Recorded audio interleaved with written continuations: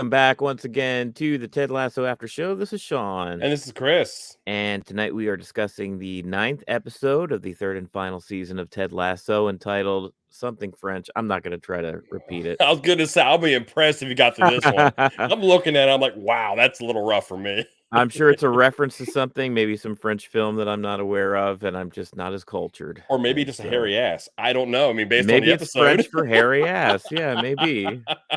La petite terre derriere, maybe. What's up, guys? You know us by now. We're dead. We're Ted Lasso. That's who Yeah. we are. I'm Yeah. completely botched that. But we're Dad and Rock, and we talk about Ted Lasso every week here, mostly Wednesdays or Thursdays, depending on how we feel. We're here Thursday, and we're talking about this episode. How many episodes do we have left after this? What? 3? Is this 9? This is 9, so that's going to be 10, 11, 12? Yeah, we have 12 episodes. We have 3 left. That's sad to boy, say. y'all. That's sad to say. Finally, this is the episode where Colin's secret. I'm mushmouth tonight too. Colin's secret comes out to the crew. Yeah, so it was a big episode. It was a very heavy episode. Yeah. So if you guys haven't already, hit that like button, hit that subscribe button, share us everywhere, let everyone know. Join the conversation. If you're new here, your comments are just as important as Sean and I's conversation back and forth. And we'll kind of dive into this heavy Ted Lasso type episode here. Yeah, you mentioned heavy. It's one of those things where you let me know like it was hard to pick like a clip to go with because everything was just kind of so it's not kind of the same tone, like kind of a heavy episode. It was very heartfelt. I felt that this episode was very, very heartfelt, but there was, unlike other episodes, there was less like trying to make it light. Like there was I feel like there was this was purposely done right to make a point about something in this episode. Yeah, I feel that way too. Let's say hi to some of our viewers. I wonder which returning here. Michelle has an excused absence. She's going to go out on a date night. So congrats on that, Michelle. I think we should probably take the hint and take our wives out to more date nights. Probably not doing. We're here talking to each other, talking Mother's about Day's coming up. We got to do something. We got to do something. Have fun, Michelle. Griffin, have a wonderful night out. Yes, absolutely. Nate's story arc is sweet. I thought Nate had a good story arc this week. Yes. Jonathan Rupert finally found y'all again. First live stream since end of season 2, and it's my birthday. Happy birthday, welcome Jonathan. back and happy birthday. Yes. Even though your last name matches up with the vile villainy of the worst guy on this show. But Jonathan, I'm sure that has nothing to do with you. Happy birthday. Thanks for joining us tonight. Griffin says Rebecca as empowered boss is gratifying indeed. Yeah, we haven't seen much of that. We've seen her kind of fretting and worrying about the state of the team and Ted, and for her to take charge again, that was the badass bitch. Or boss ass bitch. Right? That's what it was. I gotta get it right if I'm gonna quote it. Griffin says happy birthday. Absolutely happy birthday, Jonathan. Just going through the list here. The Birdcage movie. Melissa, I must have missed that. Was there Birdcage reference? I've seen Birdcage, but to be fair, was it the reference at the end of who Colin would sleep with if he had to? I think that's what it was. Oh, maybe. End of the, yeah, maybe. Hey everyone, so excited to chat about this one. Such a fantastic episode, says Amber. Us too. Morning, lads. Boondy joins us. Good morning, Boondy, out there in it's upside down land to us. We're on the complete opposite end of the world here. But we're sure glad you are joining us, Boondy. Hugs to you, Michelle. Have fun. Absolutely. Jonathan says, yeah, that was the joke made at the live stream last year. You guys, I can't even catch up with y'all. Visuals worth noticing. Jade. Oh, Nate. I said Jade. I just made their name. Nate and Jade's hug from atop a stairway segues into Colin coming downstairs to find Isaac. Oh, okay. That was a nice cut. Know the title of the episode. Oh, the title of the episode, I guess, is a reference to the Birdcage. Thank you, Melissa. Appreciate there we go. That. well, welcome everybody. Yes, thank you for being here. That is an awesome start. So, I think we discussed we're going to start with Nate. Is that right? Let's talk about Nate. Yeah, I think he had probably the sweetest storyline this episode. We got to see. I think this is going to be the beginning of the end with the relationship between him and Rupert. This is him. We kept talking about when's Nate going to take a stand, what's it going to take for for Nate to take a stand. And I mean, this was it. I mean, his affection and but really his love at this point for Jade, and Rupert kind of being a typical slime. Slimy. Yeah, Everything was uncomfortable. Like when Jade brought him lunch, and it was funny how she mispronounced his name on purpose. right, And they're going back and forth, and all of a sudden right. Rupert walks in, and it's like he ends it with "Don't mess this up," and he's Hmm. just slimy about it. It made me as a viewer like super uncomfortable, even watching it. Yeah, don't mess this up. But then later that same night, I'm gonna bring you to the private room with two of these ladies. Like, what game are you playing, Rupert? Like, quit Yeah. being such a slime ball. Well, he's trying to do this to basically bring Nate down the same road he's down. He has Right, his wife at home. He's got Bex at home, and then he has all his nightlife that takes right. place. Yeah. And he's trying to go ahead and do the same thing with Nate. And Nate's it just good for Nate. Nate didn't have it. I love the fact. I mean, I know we're getting to the end of this whole Nate thing, but I love he told Rupert he stood up to Rupert finally. He did, yeah, and him and Jade are, like, really they're doing well this episode as far as their bond, their relationship, they're spending time with each other, and they're enjoying it. They're still kind of in the honeymoon phase as far as a new relationship, but they're happy. She's really vibing off his energy, and, of course, he loves it. He's, like, on cloud 9 right now with Yeah, her. So, yeah, for Rupert to do what he did, it is and it shocks Nate out of his I guess, a stupor or, he feels this sense of he even tells Jade, I owe Rupert a lot, right? yeah, But I think by the end of this episode, he's kinda shaken out of that. yeah. Because after he left, the second time with the Yeah. baklava, when he takes the baklava from him, Yeah, you without even see Nate asking. looking at his clipboard and his dry erase board in front of him, Yeah, and you see him thinking, "This isn't right. Something's wrong. I'm uncomfortable. right. He's doing something that I don't approve of." Just the way he's talking about Jade, because he Yeah, purposely calls her by the wrong name, right. and I think Nate caught on to that immediately. So that whole thing just felt like I said, it felt really slimy and really just. I didn't want to watch it when I was watching it. And almost everything Nate did in this episode was a slight way to stand up to Rupert, even correcting Rupert. Like, I don't know Yeah, if Nate would have done that a few weeks ago as far as what Jade's name is, but he cares for Jade that much. It's like, no, get her put name respect on her correct. name. She's important to me, Yeah. so it's not Kate. So yeah, he even corrected her, corrected Rupert, which is kind of a big deal for him. Let's see here. Madeline's back. Hey, Madeline, good to see you this week. Appreciate you guys joining us tonight and interacting. Everybody say hi to Madeline, which it looks like you did already. Nate cracked this episode, according to Melissa. I think there's definitely a turning point. This is a turning Like point for okay, Nate. so like cracked in a good way Yeah, this time. that's what I think. That's how I took Yeah, it anyway. he's leaning away from those, spitting in the mirror, Right. confidence thing that he had to go ahead and get. Yeah. Booney says the scene at the end with Isaac and Colin was funny, beautiful, and touching. My teammate is gay, and we joke around just like that. Oh, that's awesome! You've got a little personal There we go. story So that kind of yeah, matches up with the that was plot. my concern about this episode. Yeah, I have no, I you have no can't like relate to personal this episode dealings. at all. Yeah. Well, I Well, guess it doesn't even have to be about someone's sexuality, but like keeping a secret in general. I mean, you and I have never had that issue. Really, we talk probably too much. we know more about each other About than the our inner wives probably workings know of our about us. personal lives, yeah. But, I feel like that is something that is fairly universal. I think a lot of people have had that sort of thing where maybe they thought they had a close relationship with someone, but then maybe the relationship that they thought existed maybe was a bit different. You know what I mean? Where Yeah. something happens that kind of transgresses that. So yeah, I can certainly imagine a lot of people getting something from that. Let's see here. Who helps themselves to another man's baklava? Hashtag rude. I agree. Then that's probably what Nate was thinking It's too. like, hold on, that's from my favorite restaurant, and it's great. You Right. took And it it? came from my girlfriend, and you're Yeah, so right. blasé about it. But Like, I get the just hell gave out of a here. million different things with your logo on, so she can come back whenever she wants to. Right. Get out of my office. He had a whole like a mug of water, and he just throws it out and says, "Here, Yeah. just put them away. So next time you want to come, you automatically have one." Rupert is the devil. Rupert presents well, but you have to get close to see his true colors. Happy Nate is getting over him. Yeah, that's for sure. Griffin says, as a gay person myself, this was like watching the coming out onion get peeled a bit. It's a constant ongoing thing. That's fair.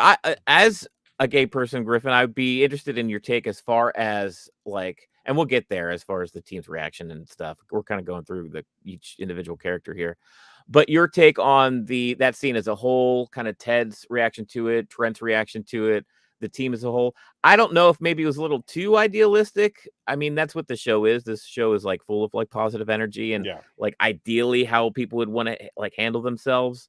But I don't know. We'll get your take on that. I didn't think Nate was redeemable, but I'm starting to like him again, says Madeline. I'm kind of falling in that same vein, Madeline. I'm Yeah, there to the point where like the way that his storyline ended this episode, it just made me feel good about him again. 'Cause it's been a long time yeah. since I truly felt good for Nate.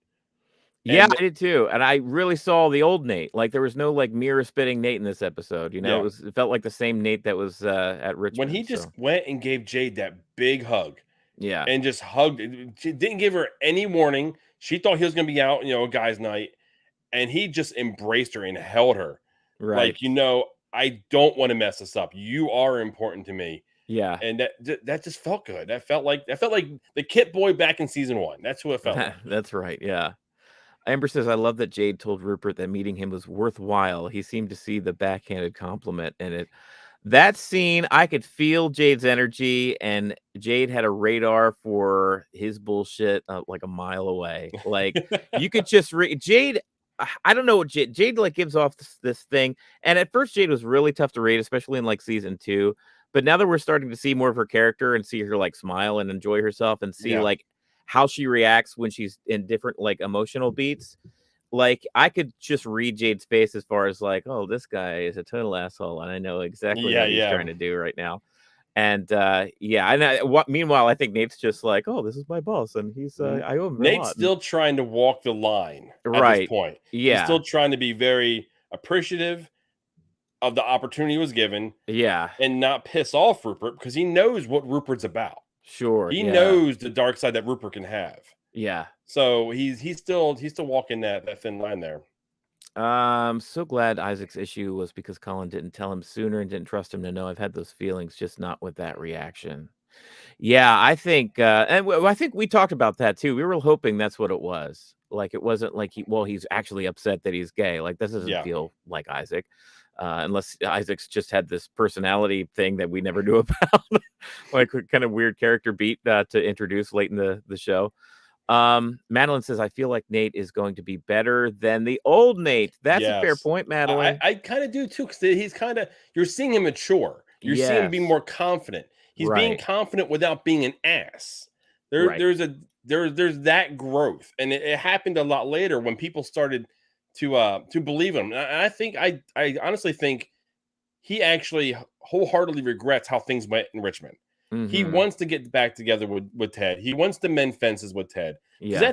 that's who he truly is, Yeah. not what we seen at the end of last season. Right.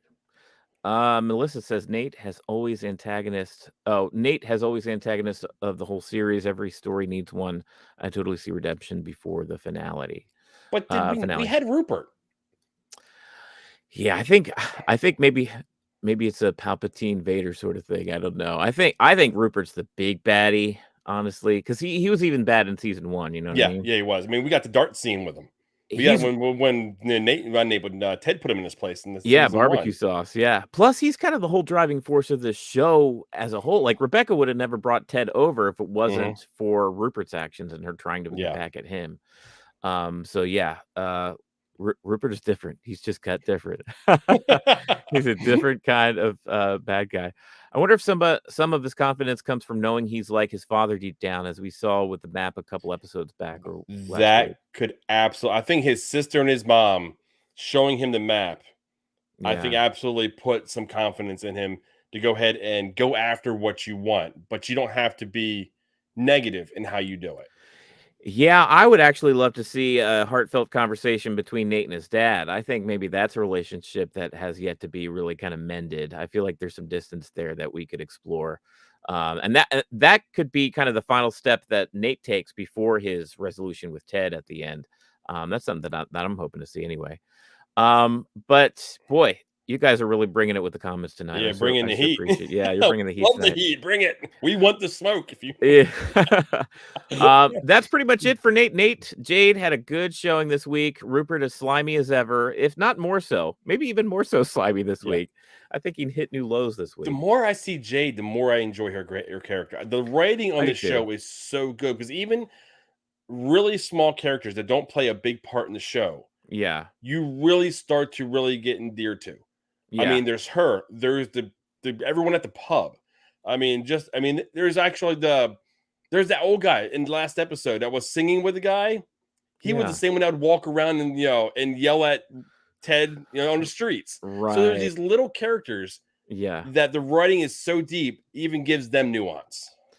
Yeah, that is really nice, and sometimes it feels like they are, living in a studio, and sometimes you see the borders of the set where it feels like this town is so small, it feels like Sesame Street or something, and then other times, yeah, Well, I mean, Roy would be the sometimes. Grouch. Right, that's true.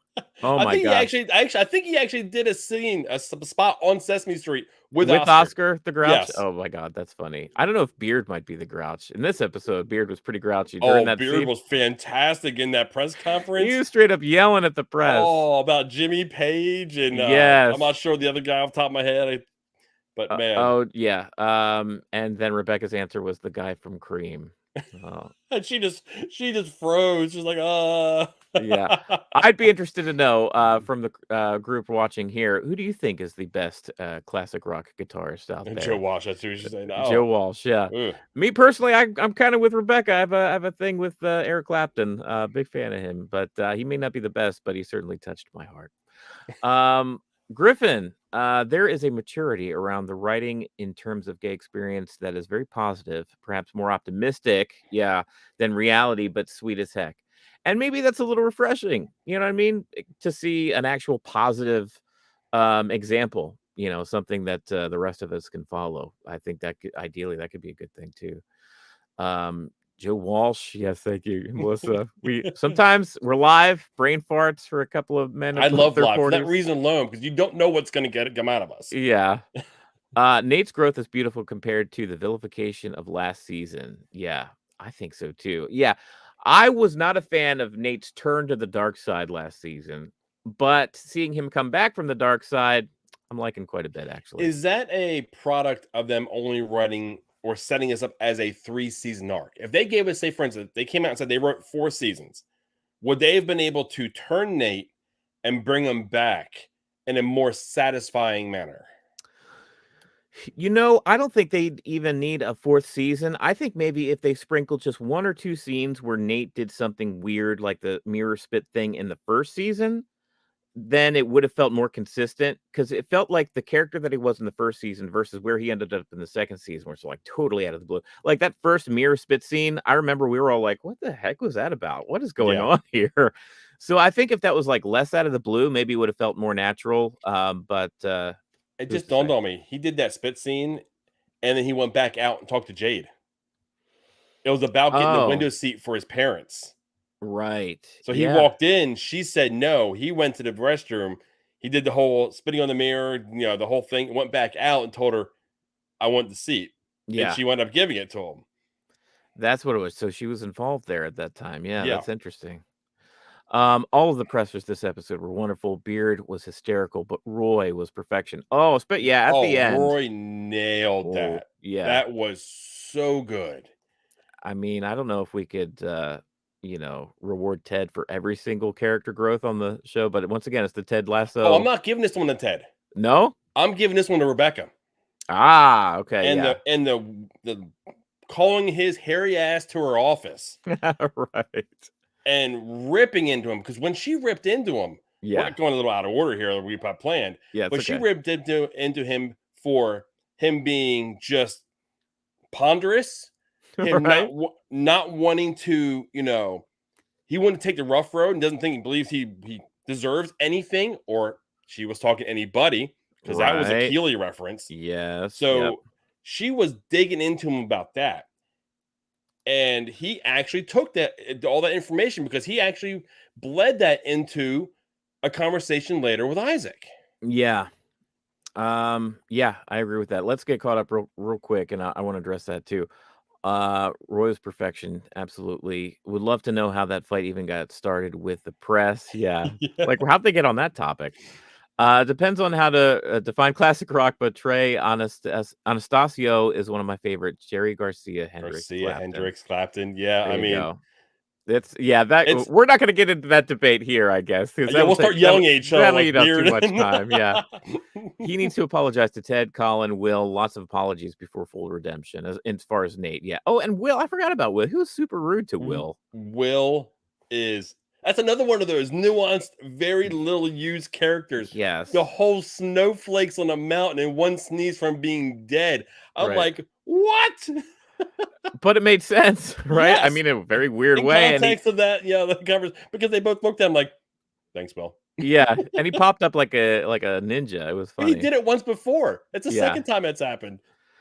Griffin says, Rupert, will Nate quit and go back to Richmond? Will he buy Jade's place and close it? Ooh, Rupert. That would be a uh, hey, you know what? Sounds like Because right in character with him. because He's he knows it's Nate's favorite restaurant. oh my gosh, you're right. They set that up this episode, didn't they? Oh Oh, that no. is That's diabolical. diabolical. Oh, Yes, Rebecca actually owed him one because he told her early, "Don't you dare settle for fine." yes. I remember that scene Mhm. too. Yep, It was that's that double exactly right. date. It was her and another guy and Keely and Roy. And Yeah. Roy, yeah, ripped into her afterwards. Yeah, I love how Roy and Rebecca can be just totally honest with one another. I feel like there's this mutual respect and mutual admiration, and that's why this whole thing and that's what I wanted to mention too, is so funny with Rebecca, Keely, and Roy, because Rebecca and Keely are girls, and if Roy was anybody else, as far as if anybody else on the street that Rebecca doesn't Hurt know her. hurt Keely, oh, Oh, she would rip be him to shreds. just throwing at him bombs at that guy. But because it's Roy and she cares about Roy and she knows how much Keely cares about Roy and that there's something blocking this two being together, Yeah. she's more on the side of like, what can I do to really snap them out of this haze that they're in? Yeah. Yeah, so that's a really No interesting more dynamic. soup and don't complain about the portions. Right. Yeah. Let's Mm. see. Let's see. Roy's presser broke me the way he made it so personal, how he understood Isaac's reaction based on how he'd been on the other end, and then found out the reason behind the big reaction. Beautiful. Amber, that's right. I was reminded too of that's Ted's move, right? I mean, Ted's original press conference, and just like everybody was laughing at him, like, why are you even here? And he won the crowd over by relaying just a very personal story. It's like, well, let me sit right back and, hear a Yeah, tale when of my he past. paused and just sat back, Yeah, I'm like, either something is you're just gonna walk out and be like, I'm done. right. Or he's gonna hit him with something that nobody in that room is ready for. Yeah, for sure. I want the snowflakes into an avalanche on a pillow. Oh yeah, there's got to be a way. Maybe if you write script out that whole entire thing on a pillow, or maybe a way to shorten it. But no, why not? Just get the whole quote for quote, line for line onto a pillow. That would be great. Griffin Rupert buying and closing Taste of Athens would track for him. Yeah, I think so Man, too. that is just that I'm never still even shaking my head crossed like, my oh, that feels like mind. it's gonna happen now. Oh boy. Rebecca's still working to reunite really. She's doing her magic. She's I working think at it. we're only an episode out. I think it's gonna happen either Yeah, next episode or the following one. Now that yeah, we know the Jack thing is over, because she's in Argentina and the break is now break up. yeah. Um, Maynard says, "Sorry, I didn't like Roy going. What the f do you want to Rebecca? That's your boss." Yeah, I, there were certain moments where I was like, "Whoa, Roy," but even Roy was like, "Whoa, Roy," because Roy had to Roy was going in reverse a lot of this episode. Oh yeah, he was in full backup Yeah, he when was that taking some officer steps back with his reactions to because both we Keely haven't and seen Rebecca. And this aggressive style from for Rebecca. Rebecca, Like, it's been a bit. Yeah, yeah, so we haven't seen this like I'm gonna put you in your place yeah, type thing. And I love at the end of it, she's just smiles. He's like, is that it? right, Yeah, for now. And just the friendly way she says it too. right. Also, I think comes across to Roy as in like that was more a friend giving you tough love than a Exactly. boss telling you straighten Tough up or you're love. gone. Exactly right. Yeah. Amber mentioned something that I actually thought about too during Roy's presser. I think that's how we go out. Roy is the new Ted. He hates how Ted's changed him, but the change is there, and Nate will be his beard. I think that's endgame here. I think Ted Lasso eventually leaves, and Roy is going to be head coach or manager of Richmond AFC. And he better buy a whistle. I get a damn whistle. Do you know how many times I want to go? What the F do you want? Then my boss calls me to his office. Fair. I guess none of us can be Roy Kent. He's here. He's there. He's every mythical. effing where. And he does whatever the F he wants, I guess. Oh, that's funny. Yeah, that's fun. Yeah, I think we're all there. Especially well, anyway, I won't get into past employers. Yeah, we'll leave that be. I work for the government, so I can't do that. Yeah, so my boss technically is the president, so I can't. Every minute of every day, that's probably you. No, I love Roy's whistle. You can't give him an actual whistle. Melissa says, had he not said that to Rebecca, she wouldn't have taken him down like she did. This episode made Rebecca great again. Yeah, I feel like maybe that's what gave Rebecca the fire to really kind of go at him, was just how, Roy's kind of been that way this whole season, where he's been a little un-Roy-like, a little unsure of himself, and maybe understandably because of the whole thing with Keeley. He's kind of knocked to the ground and doesn't feel himself, but Rebecca's really, I think, like you said, tough love, right? Yeah. Let's move on from Nate officially here and move into, I know we talked a lot about Roy, Rebecca. Let's just go through here some of the things that you had jotted down. Keeley getting ghosted officially. I don't think we're gonna see Jack anymore, do you? I think we're done with Jack. Yeah, I think we're totally done.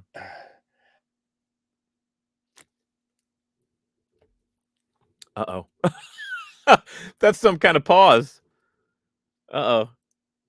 We lost Chris? Or did we lose me? No, we probably lost Chris.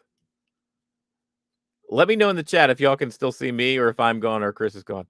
He took a dramatic pause there. He took an intake in his breath, and I was waiting for it. I was sitting here listening, and then nothing. And then his face is stuck like that. Well, okay, I'm here. Thank you, Melissa. All right, I'm just going to go. Chris sends me notes each week, and I'm going to make sure that, let's see, maybe hopefully he knows that he's not with us currently. You're frozen. Oh, internet went down. Give me a minute. He's coming. He's coming back. Let me try to entertain you myself in the meantime.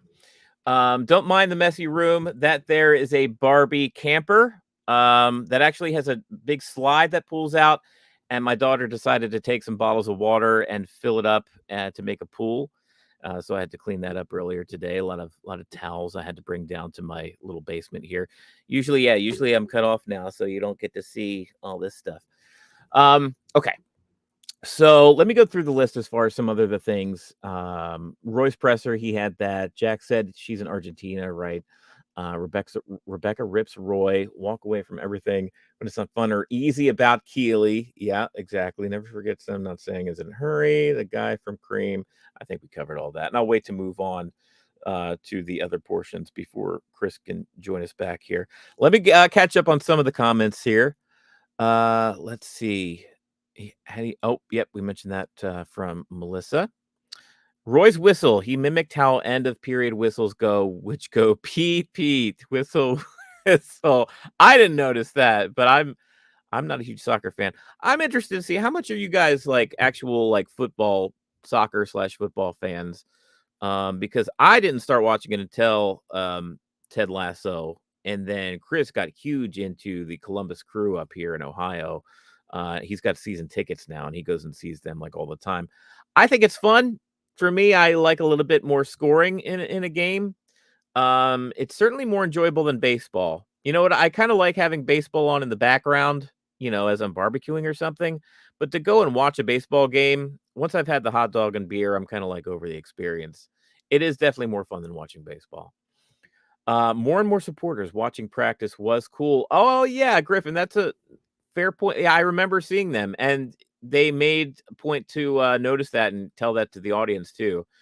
And so that was like yet one more tactic that they're working on to try to change things up, change up the culture there at Richmond AFC, and maybe even the culture of the fans themselves. And I wonder if this episode will have any impact too, as far as, that one fan and what he says. And, everybody seems to be against that. I wonder, I don't know if they'll address that any further, but that would be something interesting to explore. Let's see here. Chris, let's see. I'm glad to see, according to Amber, I'm glad to see Jack's stint was short. She was too intense while still being distant. Yeah. And I didn't like how judgmental she was of Keely. Yeah, the whole Jack, I'm glad Jack is gone too, honestly. I don't think we're meant to like her character, right? Like, she was introduced as this almost an antagonist in a way, because I think the majority of the fans are wanting to see Roy and Keely get back together, right? And maybe secondarily, maybe Jamie and Keely getting back together. And Jack is an obstacle towards that. And I think the writers are smart and savvy and know exactly kind of what the fans are looking for. But at the same time, she made Keely really happy. So it was kind of like, well, let me put a pin, let me put a delay a bit as far as me feeling harsh feelings towards this Jack character, right?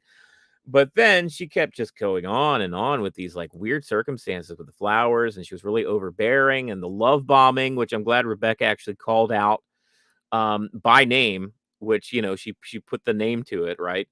And yeah, by the time like last week rolled around and the week before, like I was so over Jack. I was like, this is not good for Keely. Keely, Jack is not good for you. And it played out how it needed to play out. But maybe she was just the rebound, kind of the relationship that you have after the one that's lost. I'm just thinking of that scene from The Office and that episode where they go to PF Chang's. But anyway, I don't know if y'all are Office fans out there. There was a reference. Ted mentioned The American Office this episode, by the way. That's what she said, a reference, I think. Let's see here. Griffin says Jack could pull out of funding the Biz and Keely and Nate return. Oh, wow. Yeah, that would be interesting, wouldn't it? Jack could pull out of funding the Biz and Keely and Nate return. I wonder. See, there's some people with money like Rupert, Rebecca, Jack. As far as like funding these different enterprises like Sam's restaurant or Keely's business, where that's always kind of like a hanging sword, right? Like, how's that going to play out? Or if it's going to play out at all, is there any going to be any sort of repercussions where people pull their money out of things? Jack was a female Rupert. Yeah, I see that for sure. Rupert's like overtly sleazy, and she was just, I don't know, but not sleazy, but definitely overbearing for sure. Um, Amber says I played competitively and I was younger and I was super into it, but now really only catch the Women's World Cup. Oh, there you go, Amber. You back? I'm back. My internet Yay! completely dropped. I had to reboot my modem, my router, the works. Sorry guys. That's all right. Oi. That's the best time for it to happen, right? Right in the middle As of our just show. Rebecca would say, oi. I was just catching up on some of the comments here because our folks are really showing up this episode. I appreciate it. Where you at? I'm in LA, and LAFC games are crazy if you're in the supporter selection. I'm Oh, in boo the Kentucky. LAFC. Oh, I'm in Kentucky. Chris is in Ohio. He's I'm a an avid huge, Crew fan. You can never mind. We're gonna keep huge this Crew civil. fan. Yeah, we're keep it civil. Shandy and Jack were brought in for Keely's growth. Yes, I think so too. Yeah, that's a good point. Because really that's sort of integral. Shandy in the first half of the season and Jack in the second half of the season towards giving Keely something to do, one, and kind of filling in some holes maybe and helping Keely grow into, who she's going to be at the end of this show. Let's see. I think the lesson here is do not love bomb Keely. When Roy love bombed Keely, 3-week vacation, they broke up. Oh, I never put that together, Maynard. That's a fair. Yeah, that's right. That did happen. 3-week vacation. Boy, I would love to go on a 3-week vacation Yeah, in that'd be Europe. nice. Yeah, love bomb me, Roy. Come on. Where you at? Griffin called it about Jack. Yeah, I remember. Yeah, Griffin did call it about Jack. Oh, with as far as Jack being Rupert. Yeah, you missed some stuff here, but I was just trying to catch up, and I didn't want to move on with your notes until you were back. So Well, at one point, I wasn't sure when I was going to be back. let's see. Keely doesn't really need Jack's money. She's surrounded by wealthy friends. Yeah, I But think. I don't take Keely as someone that will take money from a friend. Mm, mm.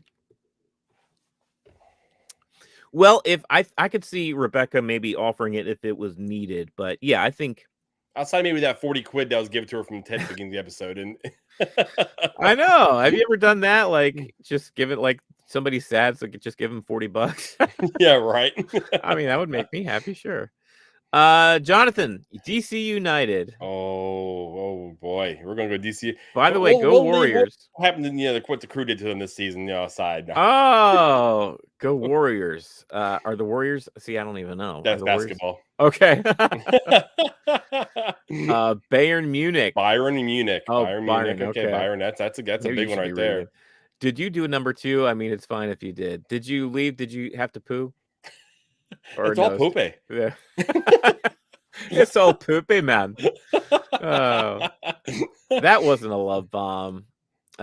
Roy could love bomb me with a super long vacation. I'd even take a long weekend. Yeah, take anything. Just a bicycling with Roy out in the countryside. Finding a windmill. Yes. Will Jamie win her heart back or Roy grow up and go for her? I think that's the remaining question. What do you think? What if they all just became really, really close friends and there was no relationship between any of them? Oh, how do you feel about that, huh? The third option. It was like The it's like there's so much. I think Roy and Jamie, they're really close friends now. yeah. I believe like there's a friendship there that'll be hard to break that bond now. Hmm. They both have a common relationship with Keely. Keely cares for both of them dearly. Yeah. So what if there is some way for them to go ahead and do that, and there is no relationship that ends with those three? It's actually a really good friendship that moves forward. I'd be okay with that. Because I feel like that's a mature way to end things. Like this is not like a rom-com, you know what I mean? We even had the whole diatribe last season about rom-coms and how they end and what their stories are and how tropey they are.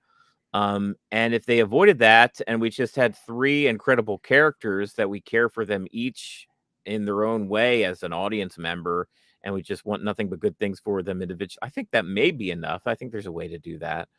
But I know there's shippers out there that are just screaming like, no, they have to be together. Oh no, we got one right here. We got one in our crowd. Yep, really forever. Yep, just like no, thank you. That's funny.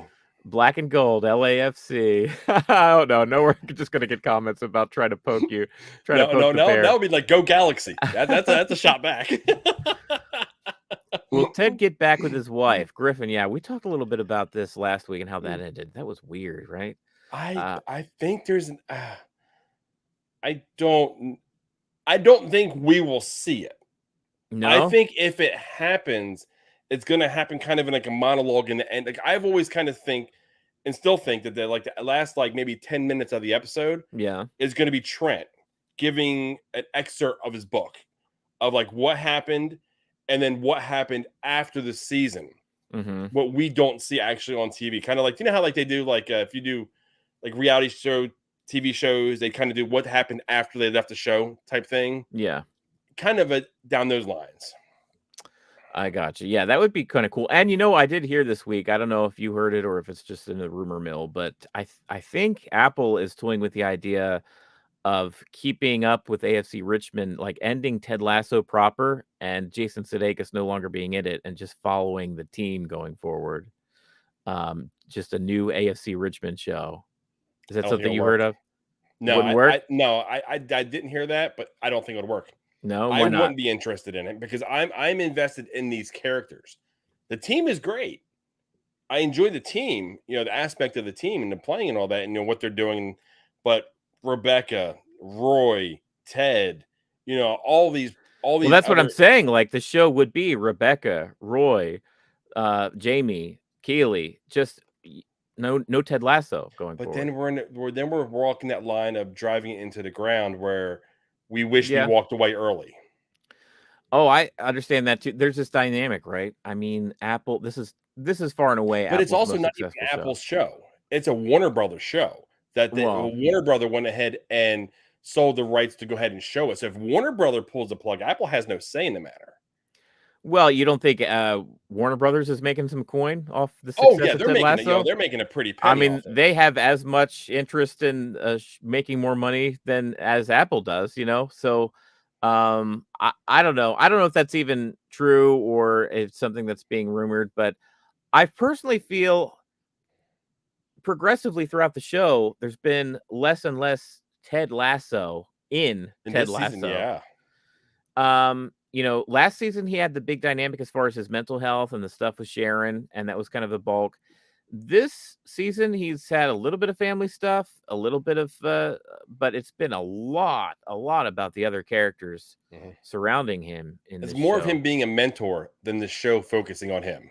Yeah. So I'm curious how or if that would even work or even if it's a real thing. Let's see here. Yeah, let's catch up with your comments here. Um, oh, I think Jamie's going to help Roy grow up and finally see what he could have with Keeley if he stopped getting in his own way, though Rebecca's already filling that role. Yeah, especially this episode, right? Yeah. Madeline says, I'm still Team Roy, but Jamie is growing so much. I Jamie had a good know. episode. I I like the back and forth between Sam and Him and Jamie with the Sam. captain's band. Hmm. He's like he wanted it and Sam flipped him off.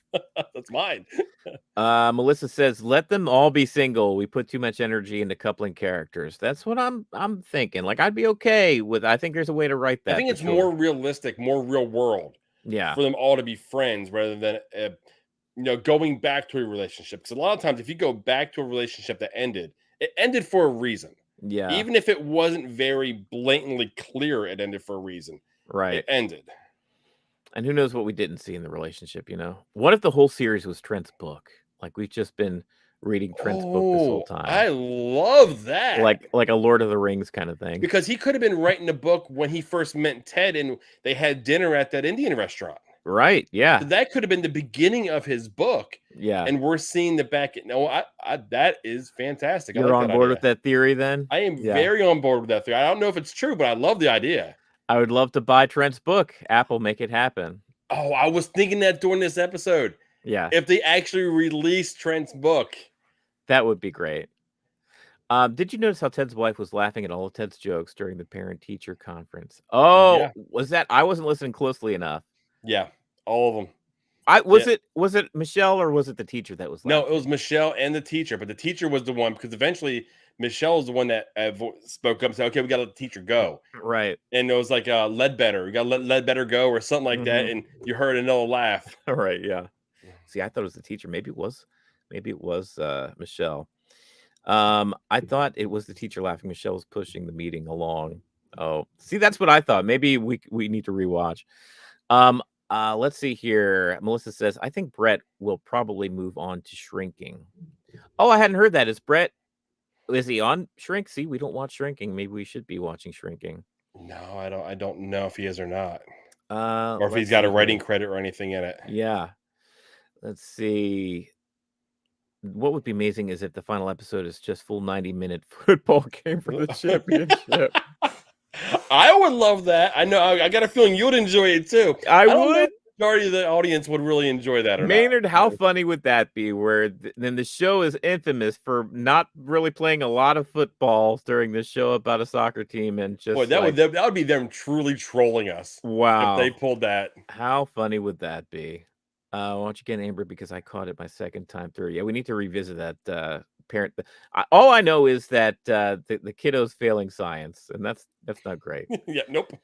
Michelle could have turned down a proposal, right? I think There's she still did. that. There's still I that. don't think she accepted it. So we go back to what I was saying last week about Dr. Jake taking all the pictures by himself in all those landmarks around the pub and everything. Oh, we're getting okay. So something I didn't know here. Brett's one of the writers and creators of Shrinking. He's done a big press tour for it. I didn't know that. He's a main writer for Shrinking. It is so good. You got to watch it. More reason to check out Shrinking. Yeah, yeah, Shrinking. I've heard nothing but great things, and now we know that Yeah. Brett is on a part of it. It's Griffin loves Shrinking. I love Harrison Ford. I don't know. You infamously refused to watch Air Force One. I don't know if it's just because you hate Harrison Ford. I think it's Or just because I just never want to watch Air Force One. I've got no reasoning behind it. Nothing there. I just quick story to all of you so you get the reference. Chris and I have known each other. We're 40 now. We've known each other for 30 years. We've been friends since we were 10 years old. We've known each other for 4 years in 1997 when the movie Air Force One came out. I wanted to see it. Die Hard on a Plane with Harrison Ford, Han Solo, Indiana Jones. Looks pretty fun to me. And I liked it quite a bit. It was a fun late 90s action romp, right? With an actor that I really liked. And it was like, hey, man, we should watch this thing. And Chris has refused to this day. I have never watched a second of that movie. Never watched. I think Air there's Force going to One. be a point where he's going to give me an ultimatum. I'm going to have him kidnapped and toothpicks in his eyes and torture him by forcing him to watch Air Force Oh, One. that's funny. Just to end this. And we've been going back and forth for, the 25 years or whatever it's been since then. Let's see here. Yep, he's co-creator with Bill Lawrence. Oh, Bill Lawrence also. Wow, they really talented folks over there. Yeah, I'm actually diving into a few shows on Apple TV recently. Silo. Silo, I saw the Silo. trailer for that actually before this episode, and I'm like, It that's kind of is intriguing. fantastic. Oh, you watched it? I'm 3 episodes in. They dropped 1 and 2. Yeah. And then I was like, I put 1 on just to go ahead and it's 9:00. There's nothing on TV. I'm just gonna put it on. The trailer looked fantastic. Let's see what it is. And then there was another episode I rolled right into it, not even thinking. And then I was like, when's Friday coming? I need to watch the next one. Melissa, I need to hold on. I need to copy this. See if I can copy it. Dang it won't let me copy this. Uh-oh. What's he trying to copy? Melissa posted a YouTube link and I'm trying to get to it. Hold on. Hey, I was alone here for a few minutes. Why don't you take the reins here for a second while I see what Melissa's trying to show us? Okay. Let me see. Let me see. Shrinking. Let me see. No shame for that, Chris. I've never seen it either and have no interest in doing so. Yes, Amber's with me. Down with Air Force One. Okay. Well, Harrison Ford is hilarious. I've heard nothing but great just reviews and everything about that show. I'm not sure how far along they are. That they may be almost the season in, if I'm right. So I mean, I got a little bit of makeup work to do there, but that's one that I want to watch. I've been looking for shows to watch. There's that one there. There's another one on Amazon Prime. It's kind of like a Mission Impossible meets Jason Bourne type spy TV show. So that's actually really good. So that's another one. Let me see. Posting the link. You have any luck over there, Sean? No, not yet. It's not coming up I'm gonna have to actually click it when we're not on the show here. Sorry about that, Melissa. But I will check it out. Shrinking is one.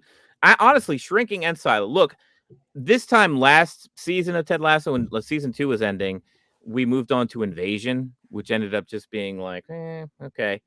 But moving on from Ted Lasso here, I think I'm way more interested in catching up with Shrinking and watching Silo. Yeah. I think Shrinking is going to be the one because everyone's saying it because we keep on asking, what show do you guys want us to do going forward? And Shrinking has been the one that you guys have pointed out the most. So I think Shrinking is going to be it. But I'm all in and invested in Silo, which is great by itself. But we are completely sidetracked. I know we're way off.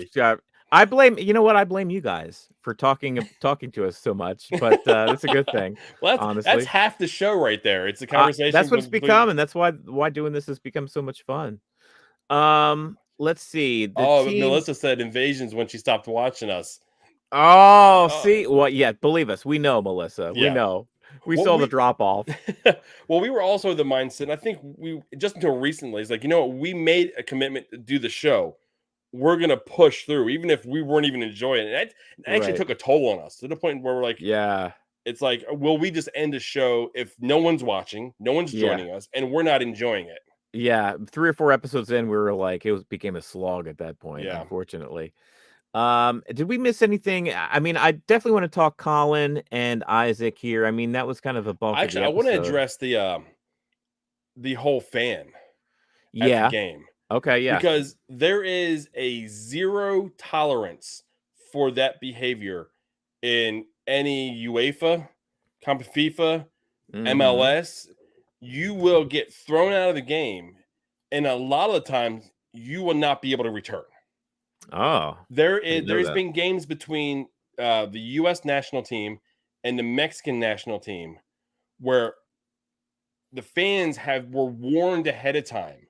We will stop the game, remove all players off the field, and empty the stadium to go and then finish the game with an empty stadium. Wow. So in the soccer world, that abuse that was used absolutely in this episode Right. is not tolerated at all. Now, I'm not saying it doesn't happen like Sure. in this episode did here, Right. but there's warnings in front of a lot of games anymore for that. So you know what? We are not going to accept this behavior from our fans or any other fans. Yeah. Wow, that's interesting. I didn't know that. But you know what? That kind of goes hand in hand because you took me to a Crew game. When was that? Almost I'm months and It was months like ago. last July or Yeah, I June, went. June or July. It Yeah. was, yeah, and we were in the fan stands or whatever, and you don't really see it on the TV, but I looked above, and the stands above us, there were a ton of banners talking about just how inclusive they were to No hate, everybody, hashtag no right? hate and No everything. Yeah. hate, rainbow flags and stuff, and it was nice to see because sometimes you don't really see that side of things in a sporting event. But to actually see banners hung up about being inclusive and welcoming all types of people, that was nice, and that kind of goes hand in hand. That's an example of that. So Yeah. that's interesting that they have that policy in place. They did drag that guy out of there at Roy's request. Oh, I think he was going regardless. I think since Yeah, there was an interaction between a player and a fan. But right. yeah, when you can see Isaac. He wasn't in that game at all. His head was No. not in that game at all. From the mistake he made that led to the corner Yeah. that Van Dam was able to clean up on the corner kick, and then the back pass that went bad from Colin, and then turned into a goal. And Isaac, we never seen Isaac do this before. There's a lot of things that happen in this episode with Isaac that Yeah. we haven't seen. And he Right. just snapped.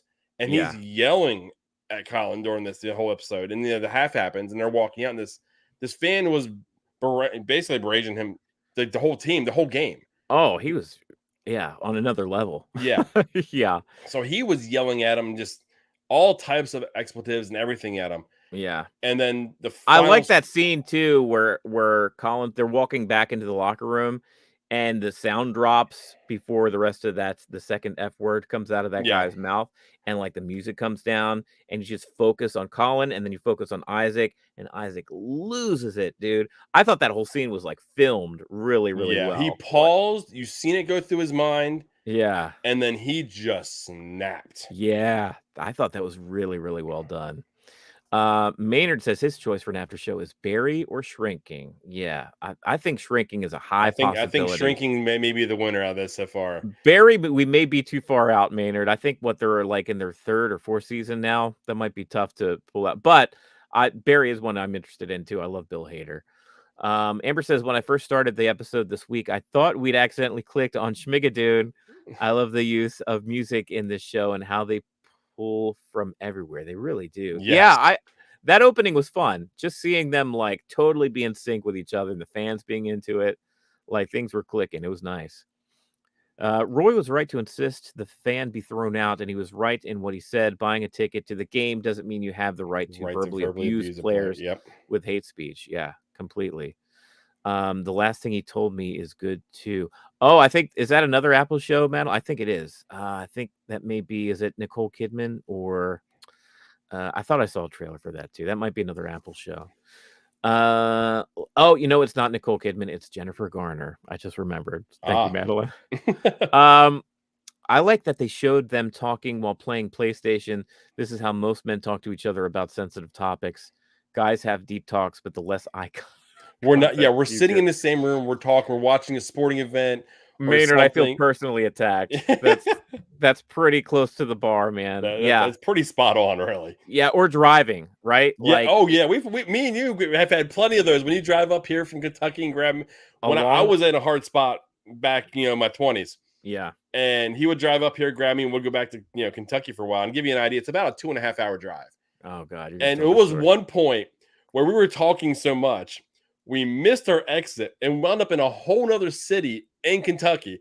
an hour and a half away from where we should have been. Yeah, look, so there's Louisville, like the biggest city in Kentucky, and there's also Lexington, like the second biggest city. And yeah, like Chris said, they're pretty much an hour and a half away from each other. And the split happens up north, and I went the wrong way. And before I know it, I mean, like, we're just talking, and we see We seen a basketball stadium, Rupp Arena, if you guys are familiar, for the and we were like, Wildcats. hold on, Yeah, that's not right. that's classic Sean. I can't say that was the last time that something like that has happened. But yeah, no eye contact, right? Just, we're driving along, keeping our eyes on the road or outside, talking about deep things. Yeah, that's perfect. Let's see. The guy in the Dubai Air jersey on. Yeah, that Did he was the have? fan. Oh, Yeah, did he? he had the old Dubai Air Oh, jersey yeah. on. Let's see. Maynard, the only thing that I would have made it better would have been to have shot of Ted as the coach in the video game. Yeah, he was on the side. Let's see. That would be funny. Um, oh, Griffin, big door prize. I saw the trailer for that. There was a trailer for Apple's pumping out some They're putting out quality some shows right now. really good shows, and Yeah, there's high quality in them. yeah. But let's go back and talk about Go ahead. Roy and Isaac, because after that incident on Yeah, the let's get to field, them. Yeah, Isaac blows through the door, sits down, and he has both fists clenched, yeah, and he is so mad. And like Ted tries to, you know, break the tension a little bit, right. and nobody wants to speak. And then Isaac speaks up, and then he won't even say exactly what it was. And Sam was like, he said the F word, and Jamie's like, no, the other Folk. one. Yeah. And he's like, folk. And you know what? Jamie, to his credit, I don't know. Jamie season one would have been like, I think, like, oh, wow, really? But this Jamie was like, oh, like he understood the gravity of it. You know what I Yeah. mean? Like, yeah, I like that. So I mean that all happens, and then Isaac just can't take it anymore, and he just walks out, Yeah. and he winds up going to the boot room where a lot of deep conversations take place for some reason in Isn't the that show. funny? They It's always supposed wind to up like in the boot smell real room. bad in there. I know, right? And Roy tells Ted to stay, Yeah. and Roy takes over, and that's why I think Roy's become such an integral piece of this team, because like I said before, they see him as a coach and respect him as a coach, Yeah. but they still see him as a peer. Right. So he can intervene in situations where a traditional coach, say, may not be able to. It's almost like if Ted were like the good-natured dad, then Roy is their big brother, like the one that would sit them down and almost like, well, this is the guy that has the same life experience. When Ted kind of has this like, oh, fun dad kind of vibe. Yeah, Roy's definitely been there. Yeah. So Roy follows him into the boot room, and there is a conversation that takes place. Let's go ahead and watch a little bit of it here. I don't know what happened out there, but I do know whatever it was isn't what you're really angry about. Is it?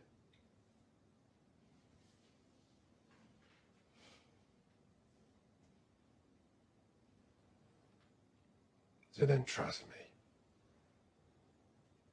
You've got to go deal with that. Or you're going to fuck up whatever it is you actually do care about. Dude, I love the layers Mhm. in that, because Roy is talking to himself Right. as Yeah. much as he's talking to Isaac. Oh, for sure. Yeah. And Amber brings this up here. Roy gets Isaac because he also has big emotions that generally present as anger. Clearly, they were both raised with toxic expectations set upon them. Men don't cry, they punch something. Which, yeah, I think that's present there as far as just both these guys. And maybe that's why they're able to connect the way they do and the way they had in the past, Yeah. like when Roy takes Isaac to kind of reignite his love of the game, right? Yeah. Back Took him in back to where he played as a kid. exactly. Yeah, I think these two really kind of are able to connect to each other. And yeah, it's Roy has gotten a huge evolution of character for sure. Yeah, it was a little one note, even though it was a fun note. It was one note at the Yeah. first season, just like scruff, F. We all know how Roy was first season. Yeah. Yeah. And for somebody to be like that and to be like, no, Ted, I've got this, and I'll be able to not only sit with this man one-on-one and talk to him in a way that's going to be really nurturing and kind and respectful and intelligent, but then I'm going to go out in front of the press box and do I'm that gonna kind of defuse the same thing. situation even more. Yeah, and connect with a whole room full of Mhm. people, which you never would have seen that I love when from. he first walked in. We didn't get it on the clip, but Isaac's like, "No, I don't want to be yelled at. I don't want any of that." And Yeah, he says, "I'm not going to." He just sits down next to him, yeah, and then you can see Isaac's guard drop. It's like, right. "I'm not in here to yell at you." Yeah. And when they start talking, and then the little bit of comic relief when Will chimes in about the snowflakes and the sneeze, I laughed at that. I was like, okay, that was good timing for a little bit of levity in Yeah. such a very heavy, situation. Oh, for sure. Maynard has a different theory. He says it's the fumes from the shoes. It makes you ponder about your life. About Well, that remember they room there. smoke in there too. Oh my gosh, you're right. I forgot about that. Let's see. Way more going on than Colin not telling him too. Yeah. And then there was up here, Isaac was hurt because he couldn't see why Colin couldn't just tell him his secret. He needed some introspection.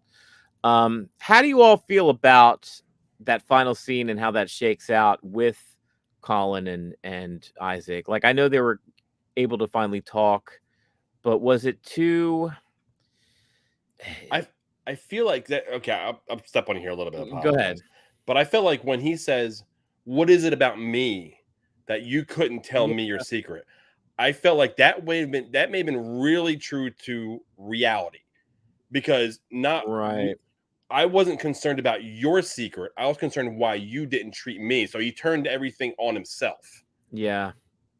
I just didn't know if it was a little too on the nose, right? Like, I mean, Isaac pretty much saying out loud what was going on felt a little I guess a little writerly, but I'm glad it happened, and I'm glad that was the reason, because then these two can really, mend the fences and move on and actually be even closer than they were Yeah. before, because So now they've known each other apparently years. So this is yeah, beyond Richmond. They are friends outside of the game for long term. It right. just happens that they're playing with each other now. Yeah. I mean, they may have known each other in academy years Yeah. when they were coming up through, the youth period of time. So they've known each other. They're really good friends. It'd be interesting to explore in a Richmond AFC show, just saying. Just saying, I know you're against it. No, I'm a hard against it. I'm for it because I want to keep going with our pals here that keep joining us week to week. I think, if a Richmond Well, for that AFC, reason, yes. yeah, But that reason to alone. drive, I don't That's I don't right. want to run, the grass bare at the dog I track. understand what you're saying too. Yeah, too much of a good thing, like vanilla ice cream, still, make you throw up eventually. Let's see. Let's see. Griffin. I think it's because Isaac is more introspective. Colin's reason for not coming out is clear. He's afraid of rejection. Isaac is questioning why Colin would think he'd reject him as a friend. And yeah, you mentioned that, and that's kind of puts a fine point on kind of that interaction there. I'm glad. Oh, how about the fact that Colin was like, I don't want Secret to go any further than the locker Just the room. team Like, I'm himself. glad that the guys know now, but I don't want it to be like a known thing out But there. he's also come out and says he doesn't want to be a spokesperson. He He did. did say that. Yeah, So he I did say that. I bought that because Right. they set that up. Right. The team knows that's all that's important to me. Yeah. Let's see here. Amber says, I've been in Isaac's shoes, and it hurts to think there's something about yourself that would make your friend fear you'd reject them if you really know them. It's not a trait I or Isaac want. Yeah, I think it's totally believable as far as Isaac's stance. What maybe is a little, well, not unbelievable, but it's a little out of the blue to me that they were just like teammates, right? But like you mentioned, maybe they've been friends for years, and we just, as an audience member, like I Well, didn't they know even mentioned what it. It the said you've been lying to me for years. That was a line that right. was used in it. So Yeah. It felt a little jarring to me that there was that harsh reaction from Isaac, because I guess I didn't have a full understanding of what the relationship was to Isaac and like his own belief system as far as what that connection was between the two of them. yeah. So if maybe we would have played a little bit, had some scenes with Colin and Isaac, maybe in season 2 or even this season, where you saw them like, go grab a beer or something after, or maybe sit there and play FIFA or something Yeah. outside of that, then it would have gone a long way to be like, oh, I understand why Isaac is having the. But There's more of a relationship because we at this point here we only knew the relationship as teammates. right, We yeah, didn't know that there was a personal friendship relationship also. yeah. Let's see here. I want to catch up on everybody's things here. Maynard says, and Isaac has made gay jokes before. That sounds gay, man, in the Zava scene. So maybe that makes Colin think that he isn't as progressive. I don't remember that, but I believe you. Maybe that sounds like maybe that did happen, and that's as far as locker room talk, right? Like Locker room pretty, talk's it's dangerous. pretty prevalent. Yeah, I've been in locker rooms, trying my best to get dressed as fast as possible so I can leave the locker room. Griffin says, as a gay human, rejection is a constant risk, as is a person being two-faced. Ooh, yeah. See, that's another thing. Isaac wasn't present for that because he and Roy were in the locker room. But Ted's point, and Ted did have a shining moment here. I know we Yeah. haven't talked a lot about Ted here, but the fact that Ted brings out the point, like it's not enough for us to just not care about, you know, your your sexuality, but or this fact, right? But we need to be there for you. Like we need to support you, and supporting you goes above just like not caring about, what you do in your personal life. Yeah. Like it's more about like literally and even though his The story Who are the Denver with Broncos? the Broncos and the Chiefs and the 7-layer dip was something that didn't connect with them at all. I think at the end of the day, they got it. But he continued it too. He said, "Well, I guess I fumbled that one." He's like, "Dude, you're just it's not going anywhere for you." Oh Well, yeah, then Colin was like, "Hold on, you right. just compare me to being gay to the Denver Denver Broncos?" Broncos, being a Denver Broncos He's like, "I fan. did, and I regret it immediately." Yeah. I think Colin doesn't want to be a spokesperson because honestly, gay sports players should be normalized, and being gay isn't his entire personality any more than being straight is Jamie's. Um, yeah, I think Yeah, that's fair. It's kind of a double-edged sword right now, and that's where we're at as far as like representation. You know what I mean? It does, and it yeah, goes beyond even someone's sexuality preferences, but it also like with race, or it's like, there's a ton of people where it's like, I don't want to be the role model, like Charles Barkley back in the day. You know what I mean? yeah, Like, I don't want to be a role model. I just want to play basketball and do my best and beat every other team. It's like it's a double-edged sword because it should be normalized, but also, unfortunately, we live in a world where it's not normalized. hmm And how do we get it to be normalized? Well, we spotlight people that maybe don't have a voice or historically have not been praised in a way that, say, white folks or straight folks have, right? So it's like it's just this weird juxtaposition where it's like, how do we normalize it without because we just can't all like flip a switch and be like, oh, it's normal now, or you know what I mean. As far as on a society level, yeah, it's like that's we're all trying to like fumble our way through right now. I think as American society and maybe some of the folks abroad, maybe you have an opinion of that too. But I think that's what we're all moving towards. And honestly, shows like this, like Ted Lasso, that are able to portray positive characters in a positive light, doing things in a very mature way, yeah. in a funny way, talking about it in a way where feelings aren't hurt and people are kind and respectful towards one another. I mean, God, what a nice example. You know what I mean? Like Yeah. It's that still the would show be, that we needed coming out of the pandemic and the world we're living in right now. And yeah, we still it's need it. Yeah, yeah, for sure. Let's see. And you're right. He did say that, Griffin. You're absolutely right. But I think the friendship is real. It can still hurt to know your friend didn't trust you to accept them. Yeah, I got at the end of the day, I got where Isaac was coming from for sure. I don't know, man. We stretched the gamut here. You were gone in the middle. We talked about Air Force One. I mean, we just were like, oh yeah, some MLS, some banter yeah, back and forth too. we went crazy this episode. Let's see here. Griffin says in Isaac's case, he acknowledged not being a good secret keeper, and Colin didn't want to come out to the world. Yeah. And that was a nice little bit of levity right there too. So you found out in a month later, everyone knew. You told. And what can Isaac do besides just like, yeah, you're absolutely right. Yeah. Well, great episode. Like I said, Not very heavy one, very well yeah, made, very heartfelt episode. Uh, I want a laugh fest. I'm waiting. oh I nice. haven't really gotten We one. I want to just be just constantly laughing. I love the episodes they've given us like this, yeah, but I also love Ted Lasso for the reason that it's just always funny, always just quirky and things going on. right. So I want to get a little bit of that next. I'm hoping. Every time that we call out, so I want to see more of this character or more of this kind of thing. Usually they deliver on that in some form or fashion. So Are we gonna get like a weird standalone episode? Like, it's not gonna be separate, like say the Christmas episode was and the Beard Night Out was. yeah. But will there be an episode that you can actually just go to, and it's like what's going on in that episode by itself, because it can be a standalone one as well as part of the overall story this season? I would like to see something like that. Yeah. Something that maybe progresses the overall story just a little bit, but maybe focuses on some character interaction. Because we don't have we have 3 episodes left, Yeah. right? Maybe you have 1 episode that does that kind of thing, and 2 episodes that just really bring it home. Like, Because there's always a break in yeah, the season. There's an international break. There's all these other breaks that take place. yeah. What if Ted hopped a flight back to Kansas, and we've seen him back in his actual element? Oh, that would be interesting. I don't know. Have you seen something that I haven't? No, that's just off the top of my head. And I love doing this with this show. Madeline says, "Did you read the blurb for next week?" She's excited about something. Oh I haven't. yeah, and Khufu comes back.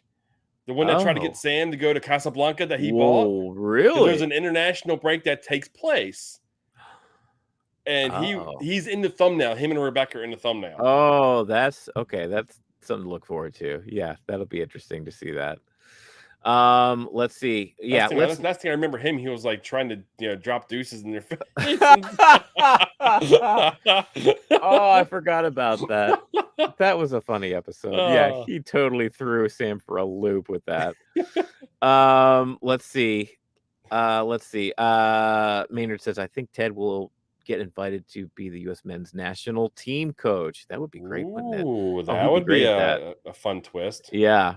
And I've stayed away from the blurb. Should I know better? I know.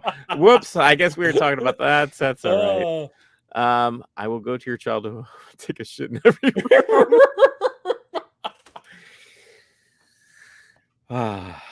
That was funny. That was fantastic. That was really funny. I love looking back at episodes and laughing of them. I know. That's what we've been missing, stuff like that a little bit, right? Yeah, maybe that's we can what get I'm some talking fun about. stuff. We've had a lot of heavy episodes this season. Yes. I want one of those. One more. Tina Griffin says, "Thanks for the gathering, folks. I want to thank you guys for joining us tonight. This is We're just a couple of dads that come on here every week. We talk about shows that we like, or movie trailers, or whatever. And you joining us to talk about Ted Lasso is something that we really hold dear to our hearts. We think it's really special, and we appreciate you guys joining us. So we will be back next week to talk about episode 10 of the 3rd and final season of Ted Lasso. We only have 3 episodes left. That hurts my heart every time you say. I Every know. time we start counting down, it hurts my heart. I know. I'm a masochist, I guess. But yeah, we'll be back next week. Be sure to join us then. Most likely Thursday, 8:30 p.m. Eastern Standard Time. Just if something does come up, keep track of the community tab. Yes. If we're going to be on Wednesday instead of Thursday for any type of scheduling conflicts or any other time, the show needs to move. That's where the information will always be. So if it's Wednesday and we're not on, check that out there, and we'll give you an explanation. And you guys really came with the thunder tonight. I appreciate you. To list you off individually, I think we'd be here another 5 minutes. But you know who you guys are. You all showed up tonight. We love and appreciate you guys. But until then, next week, what do you say? Believe? Believe. We'll see you.